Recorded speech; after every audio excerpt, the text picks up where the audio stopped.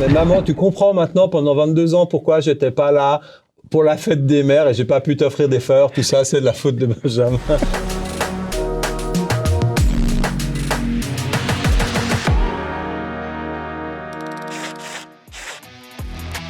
Le Generali Genève Marathon aura lieu le week-end du 9 et 10 mai prochain. Ce sera la 20e édition et on va justement reparler de la genèse et de l'organisation de cette édition en compagnie de son directeur, Benjamin Chandelier, ainsi que de Grégoire Pennon, le fondateur de ce marathon. Comment on a l'idée d'organiser un marathon en 2005 ? Il y a eu une étape du Tour du Canton, qui est une course itinérante dans le canton, en ville de Genève.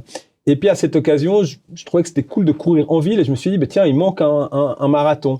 Et moi, je réfléchis toujours en termes de stratégie, donc je vois l'offre en quelque sorte, ça manque le marathon, puis une demande avec croissante au niveau de la course à pied. Et je me suis dit, ce serait bien d'organiser un marathon. Il y a des gens qui vous regardaient avec des yeux écarquillés quand vous disiez que vous vouliez organiser un marathon en ville de Genève, bloquer la ville pendant tout un week-end ?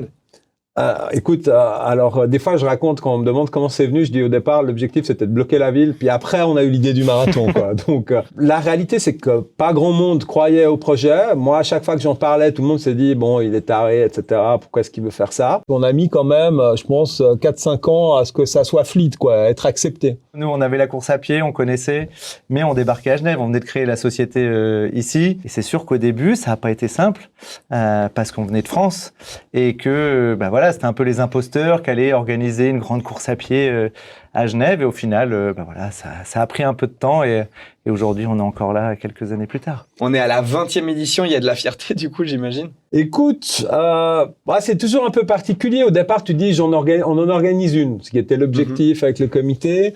Assez rapidement, les gens disent c'est quoi l'étape d'après ? Puis j'ai dit écoutez, si ça existe dans 10 ans, et puis celle-là, puis même si on n'est plus dedans, on sera fiers, on sera content quoi d'avoir contribué à ça. Et puis que ça puisse continuer à exister, c'est vraiment plutôt un sentiment de satisfaction que de fierté. Il y a eu évidemment donc les galères avant la course pour l'organisation. C'est quoi vos souvenirs de plus grosses galères un peu d'organisateurs le jour même de la course ou Moi, je me rappelle d'une année où on est le vendredi soir.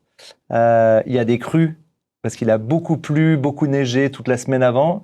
L'arve est en crue, ça déborde de partout. Du coup, la protection civile est mobilisée sur tous les fronts et on est le vendredi soir à faire une réunion de crise parce qu'on a perdu toute la protection civile qui nous aide essentiellement pour le parcours, pour sécuriser le parcours. Et au final, on arrive avec la protection civile, ils arrivent à nous débloquer les choses. Mais moi, ce vendredi soir-là, j'ai bien cru, je sais plus en quelle année, vers 2015, quelque chose comme ça, j'ai bien cru qu'on ne pourrait pas organiser l'événement. Donc ça, ouais, on a eu très peur. Chaque année, il y a son lot de problèmes, quoi. Des fois, c'est le vent, des fois, il y a des tentes qui s'envolent, des fois, il y a des problématiques médicales pendant la course, oui. Avec des gens qui, peut-être, eu des arrêts cardiaques, toi, non? Ouais, on a eu des arrêts cardiaques, tout le monde est reparti et ça, c'est très chouette. Mais effectivement, l'aléa climatique, il est essentiel. On s'est tapé des -5 comme on s'est tapé des 30 degrés. À la même période, début mai, avec une bise noire qui nous était tombée dessus, je sais plus en quelle année, 2015, 2016. Et 30 degrés sur d'autres éditions. Et en termes d'organisation de parcours, il a quand même bien changé en 20 ans. C'était beaucoup de contraintes au début et puis on s'amuse depuis quelques années à passer par les endroits les plus chouettes de Genève ou comment ça s'est passé en 20 ans ? Moi, le concept qu'on avait, c'était de faire un marathon urbain, à l'instar de New York, les grands marathons urbains aujourd'hui qui sont surdemandé en quelque sorte. Donc ça, c'était l'idée. Mais eux ont l'intelligence de le sortir et je crois que ça a été un des succès pour la croissance du marathon aussi. Ouais, non, c'est sûr que ça a plu. Ça a été du boulot. Là, on parlait de 2 ans avant. Nous, c'est quasiment 2 ans aussi à ce moment quand on a l'idée pour aller convaincre parce qu'on traversait 13 communes du canton. Donc, il a fallu aller taper à la porte de toutes les mairies pour dire voilà, le marathon veut s'expatrier en campagne, etc. Donc au final, on a eu un bon accueil. Il y a une chose aussi. Généralement, le marathon, il est le premier ou le deuxième week-end de mai. Et puis souvent, on tombe sur la fête des mères.